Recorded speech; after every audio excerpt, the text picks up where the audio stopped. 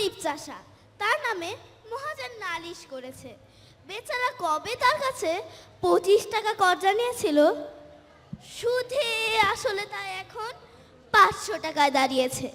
চাষা অনেক কষ্টে 100 টাকা জোগাড় করেছে। মহাজন বললেন, 500 টাকার 1 পয়সাও কম নয়, দিতে না পারো তো জেলে যাও। সুতরাং চাষার আর রক্ষা নেই। এমন সময় সামলা মাথায় চশমা চোখে তখর বুদ্ধি উকিল এসে বলল, ওই 100 টাকা আমায় দিলে, ওই 100 টাকা আমায় দিলে তোমায় আমি বাঁচিয়ে দেব। আমায় বাঁচিয়ে দিন না। তবে শোনো, আমার ফোন দি বলি, যখন আদালতের কাঠগড়ায় গিয়ে দাঁড়াবে তখন বাবু কথা টথা কইও না, যে যা খুশি বলুক, গাল দিক আর প্রশ্ন করুক, তুমি তার জবাবটি দেবে না, শুধু পাঠার মতো ভ্যা করবে।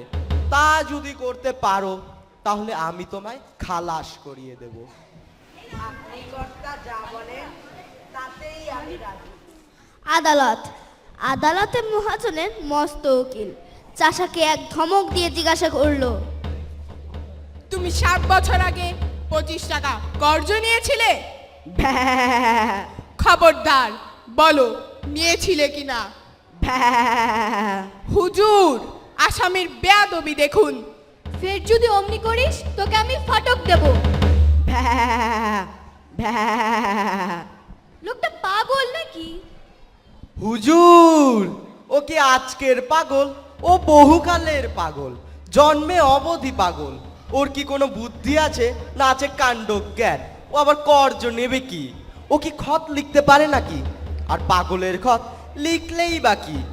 দেখুন দেখি ওই হতভাগা মহাজনটার কাণ্ড দেখুন তো, ইচ্ছে করে জেনে শুনে পাগলটাকে ঠকিয়ে নেবার মতলব করেছে। আরে ওর কি মাথার ঠিক আছে? এরা বলেছে এখানে একটা টিপ দে, পাগল কি জানে, সে অমনি একটা টিপ দিয়েছে। এই তো ব্যাপার। দুই উকিলে ঝগড়া বেঁধে গেল। হাকিম খানিক রেগে মেগে বলল, অর্ডার, মোকদ্দমা ডিসমিস। মহাজনের তো চক্ষু স্থির। সে আদালতের বাইরে এসে চাষাকে বলল, আচ্ছা, না হয় তোর 500ই ছেড়ে দিলাম, ওই 100 টাকাটাই দে। মহাজন যতই বলে, যতই বোঝায়, কিন্তু চাষা তার বলি কিছুতেই শুনে না। মহাজন রেগে মেগে বলে গেল, দেখে নেব কেমন করে তুই আমার টাকা হজম করিস। চাষা তার পোটলা নিয়ে গ্রামে ফিরতে চলেছে। এমন সময় তার উকিল এসে বলল, যাচ্ছ কোথায় বাপু? আমার পাওনাটা মিটিয়ে যাও। 100 টাকায় যে রফা হয়েছিল, এখন তো মকদ্দমা জিতিয়েই দিলাম। বাপু হে, ওসব চালাকি আমার সামনে খাটবে না, টাকাটি বের করো। উকিল তাকে নরম গরম অনেক কথাই শোনালো, কিন্তু চাষার মুখে ওই এক জবাব। উকিল রেগে মেগে বলে গেল, হতভাগা, গোমুখ, পার আগে ভূত, তোর পেটে এত শয়তানি, আগে যদি জানতাম তাহলে পোটলা পোটলা পোটলা।